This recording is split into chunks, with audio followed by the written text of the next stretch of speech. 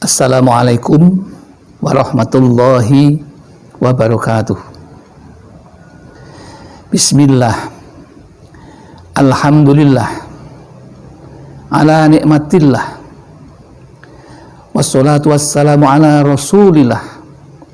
La nabiyya ba'dah. Amma ba'd.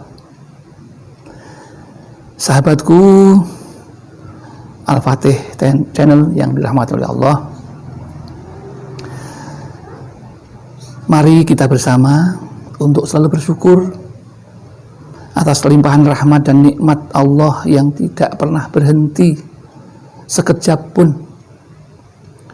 Setiap saat, setiap detik selalu kita terima tanpa pernah berhenti. Itu semua karena kemurahan Allah, kebaikan Allah kepada kita. Oleh karena itu, sudah sepantasnya kalau kita selalu memperbanyak rasa syukur kepada Allah. Termasuk pada hari ini, mari kita ikrarkan rasa syukur kita dengan membaca kalimat tahmid bersama. Alhamdulillahirabbil alamin. Tidak lupa salawat dan salam semoga tercurah keharibaan Nabi Muhammad sallallahu alaihi wasallam, Nabi yang kita cintai, Nabi yang kita sayangi, Nabi yang kita jadikan panutan dalam hidup dan kehidupan kita di dunia ini. Selanjutnya, pada kesempatan yang indah ini, izinkan kami untuk menyampaikan satu kata sebagai tema pertemuan pada kali ini, yaitu lidah atau lisan. Kita mulai dari kata yang sederhana, tema yang hanya satu kata, tapi sepertinya menarik untuk kita kaji pada pertemuan kali ini. Karena implikasi akibat yang ditimbulkan oleh lisan kita itu besar sekali. Maka ada pepatah, lisan itu kecil bentuknya, tetapi besar akibatnya. Secara wujud memang kecil bentuknya, tapi besar akibatnya. Coba kita lihat, banyak orang bertengkar gara-gara lidah yang tidak benar, yang tidak pas dengan aturan agama dan aturan kesopanan yang berlaku di masyarakat. Sehingga seorang artis pun tertarik untuk menyampaikan amanatnya melalui nyanyiannya. Berhati-hatilah Anda jikalau sedang berbicara. Itu nasihatnya. Mengapa? Karena gara-gara lidah itu orang kadang bisa bertengkar, bisa salah paham. Negara dengan negara menjadi berperang juga karena lisan kita, lisan manusia. Bahkan keselamatan seseorang itu juga bergantung pada lisannya. Maka ada hadis yang mengatakan salamatul insan fi khifdil lisan. Selamatnya manusia itu bergantung kepada bagaimana manusia itu pintar tidaknya menjaga lisannya. Fi khifdil lisan, bergantung kepada menjaga lisannya. Tidak hanya itu, gara-gara lisan pun orang bisa masuk neraka, juga bisa masuk surga. Bahkan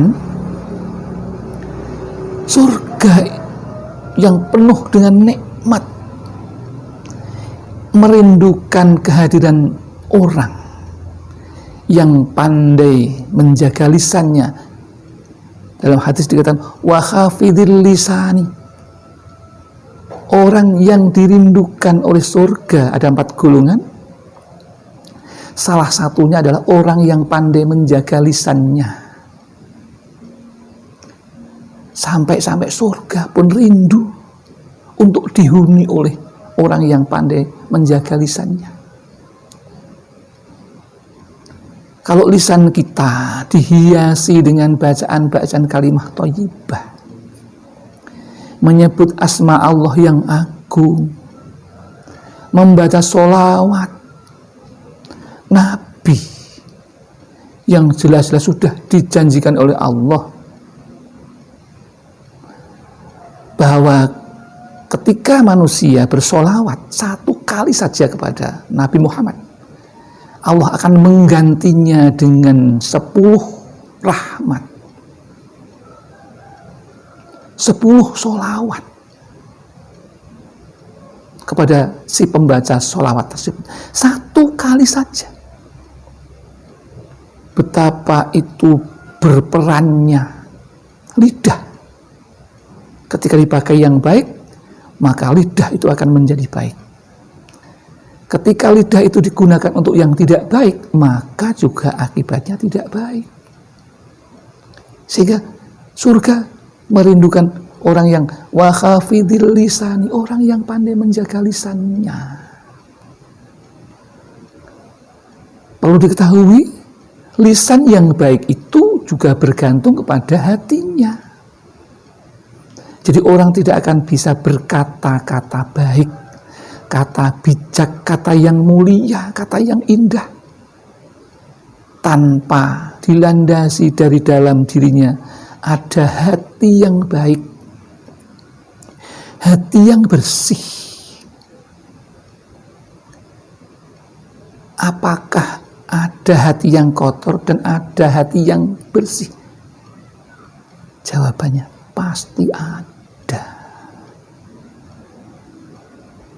Karena lisan kita ini juga bisa menjadi pembersih hati kita. Jadi kalau kita boleh meminjam istilah ilmu alam, sudut datang dari lidah kita dan hati kita,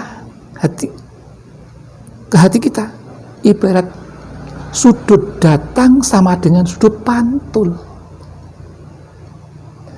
Jadi kalau hati kita ingin baik, mulai dari lisan kita yang baik. Atau sebaliknya, hati kita baik dulu, maka akan berpengaruh pada lisan kita juga baik. Coba, ini dari segi keuntungan, itu bergantung semuanya. Kita akan untung atau rugi itu kepada lisan kita. Begitu pula kalau lisan kita itu dimanjakan, kita akan rugi dari segi kesehatan. Coba, lisan kita itu, lisan itu lidah. Lidah kita itu kalau dimanjakan dengan makanan, maka akan timbul banyak penyakit di dalam tubuh kita. Imam Syafi'i selama hidupnya makan kenyang hanya sekali. Coba bayangkan, selama hidupnya Imam Syafi'i itu merasakan makan sampai kenyang sekali, itu pun disesali luar biasa.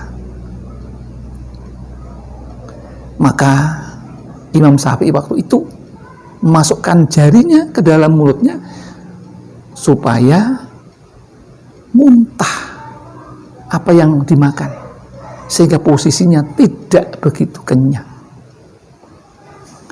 Dan Nabi sudah mencontohkan lebih dulu itu. Bagaimana makan yang baik. Ada terapi lewat puasa. Sumu tasihu. Siapa yang mau sehat, berpuasalah. Atau berpuasalah kamu supaya sehat. Itu. Jadi tidak dimanjakan dengan makanan. Jadi lidah kita itu kalau dimanjakan dengan makanan, rugi kita. Ya memang enak. Tapi ingat, mari kita pikirkan, kita rasakan. Nikmatnya orang makan itu menurut Imam Al-Ghazali, dari mulut sampai dengan tenggorokan. Setelah masuk ke kerongkongan, usus besar, usus halus, usus 12 jari, sampai usus besar, dan keluar menjadi feses. Semuanya sama. Namanya feses.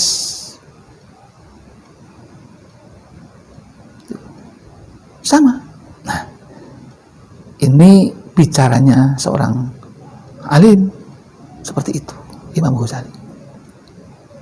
Beda dengan kita. Tapi kita mau ikut siapa?